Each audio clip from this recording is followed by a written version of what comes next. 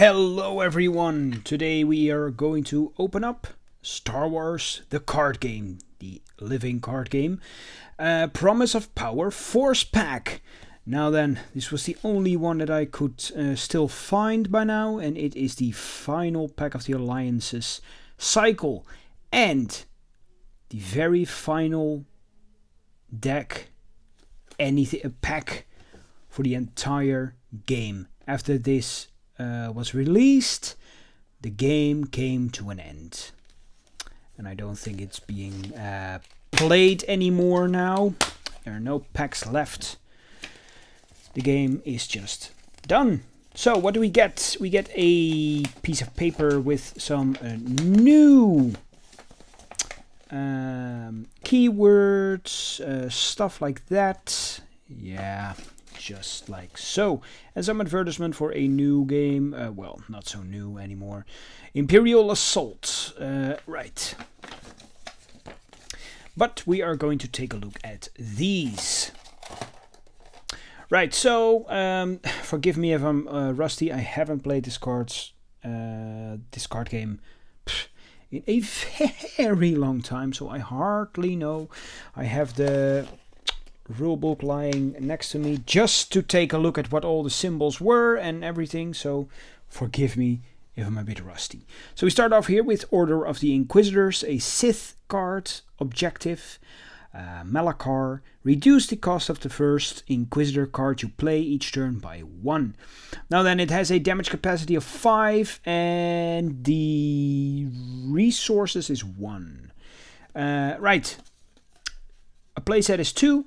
That's what I remember, and if you choose this card to be in here, you have to put the rest of this number 287. Like this is number 287 as well, but this is 1 of 6 and this is 2 of 6. There's always a set of 6. Right, part of this little set is the Seventh Sister, which is a 4-cost character.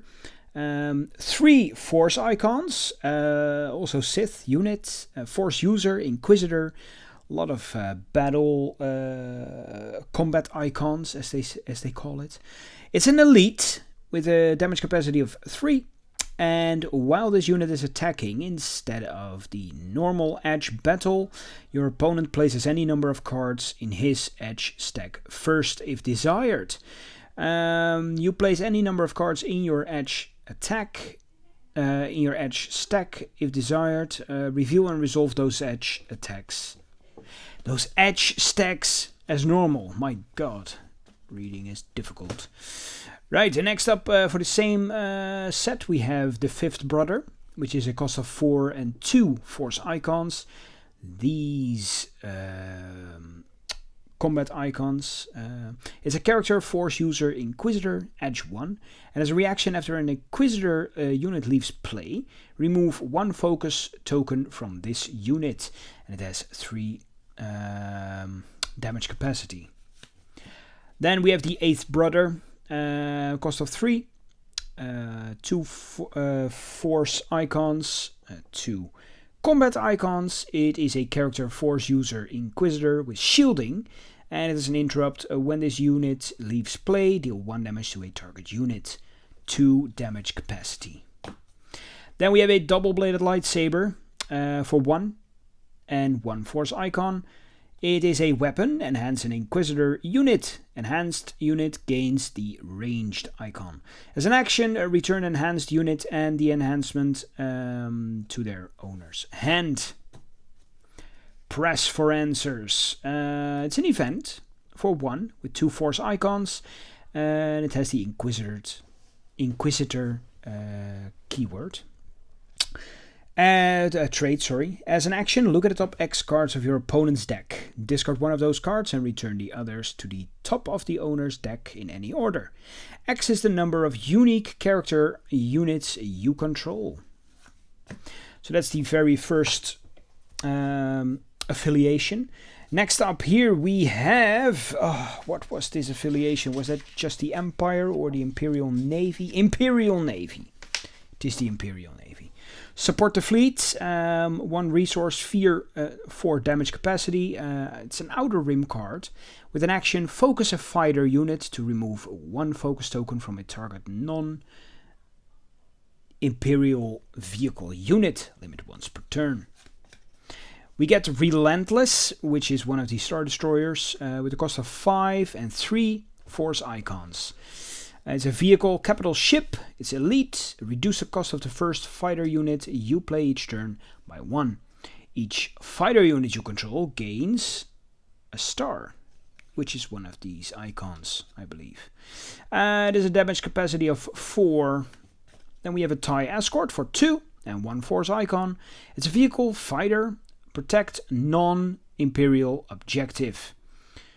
Okay, cool. Damage capacity of 2. Okay, Imperial Influence for 0 with 1 Force icon. It's an enhanced card, it's a condition. Enhance a resource generating card. Enhanced card gains influence. And as a reaction, after the enhancement enters play, draw 1 card. Cool. Right, then we have another card here, a Fate card. Allies of Necessity for 2 Force icons. You may target 2 participating units you control that do not share an affiliation. If you do, 1 targeted unit gains ranged and the other one gains the star thingy until the end of the engagement. And it has a, what's that? Edge battle priority of 6. That's it for this one. Next up, I think this is the Bounty Hunters. Scum and Villainy. Right, that was what it's called. A double-crossing droid. Narshada. Scum and Villainy. It also says here. Scum and Villainy affiliation only. And as an interrupt, when an event card is played, deal 2 damage to this objective to cancel that event card's effects. It has 1 resource and 5 damage capacity. Then we have AT-88. It's a 4 cost, 3 Force icons. Droid. It's a mercenary with elite. 3 damage capacity. And after you play a non-Scum and Villainy event, draw 1 card. Limit twice per turn. Next up we have a neutral card. Twi'lek Sycophant. It's a 1 cost, 1 Force icon character, mercenary, with 1 damage capacity. It has a reaction. After this unit enters play, search the top 5 cards of your deck for an event card, reveal it, and add it to your hand. Shuffle the remaining cards back into your deck. Secret Information for the cost of 2. 1 Force icon, 1 resource. It's an enhanced card, it's an item, enhance your play area, and it gets influence. Then we have a Chain Reaction, which is an event for 1 with 3 Force icons, and a reaction. After a reaction ability resolve its effect again, as if you control the effect, ignoring any costs and trigger conditions. You may choose new targets if applicable. Allies of Necessity for 2. It is a Fate card. You may target 2 participating units. You can wait. Isn't that the same card as this one? Yes, it's exactly the same. So I won't be going over that one. We already know it. Next up, a Jedi card. Twilight of the Apprentice for 1 resource. It's a Malachar objective. Reaction. After the balance of the Force changes sides, draw 1 card. 5 damage capacity. We have Ezra Bridger here from Rebels, Star Wars Rebels. It's a cost of 2 Force icons. And damage capacity of 3. It's a character, Force user, Spectre. While the balance of the Force is with the light side, this unit gains Edge 1. While the balance of the Force is with the dark side, this unit gains Elite. We have an Old Master, which is actually Darth Maul.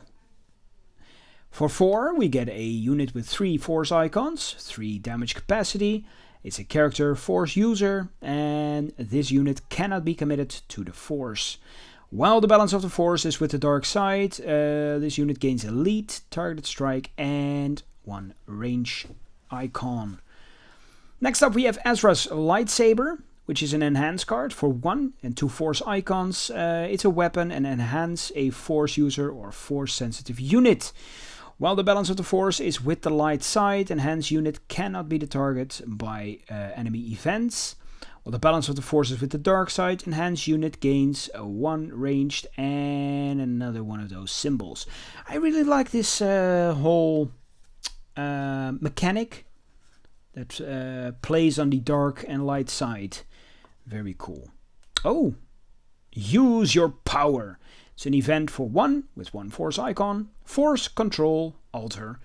Jedi resources cannot be used to pay the cost of this event. Alright. Cool.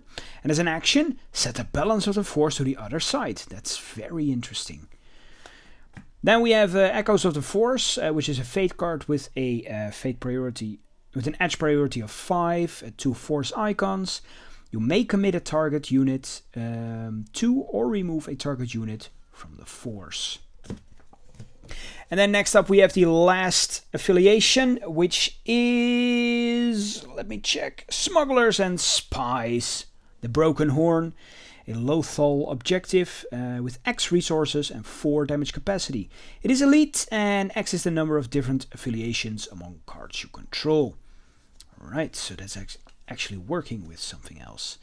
Chikatro Visago. It's a 4 cost 3 force icons character Scoundrel with edge 1 and shielding. This unit has the Broken Horn affiliation. Alright.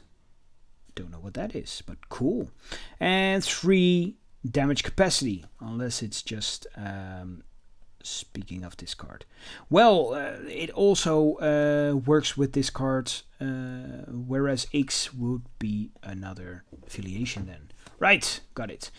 IGRM Bodyguard Droid. For 2, we get a 1 force icon unit with 2 damage capacity. It's a droid that says reaction. After this unit enters play, search the top X cards of your deck for 1 card.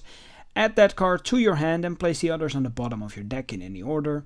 X is the number of different affiliations among cards you control. Cool. Oh, and we get a whole bunch of those. Then we have a card called Payback.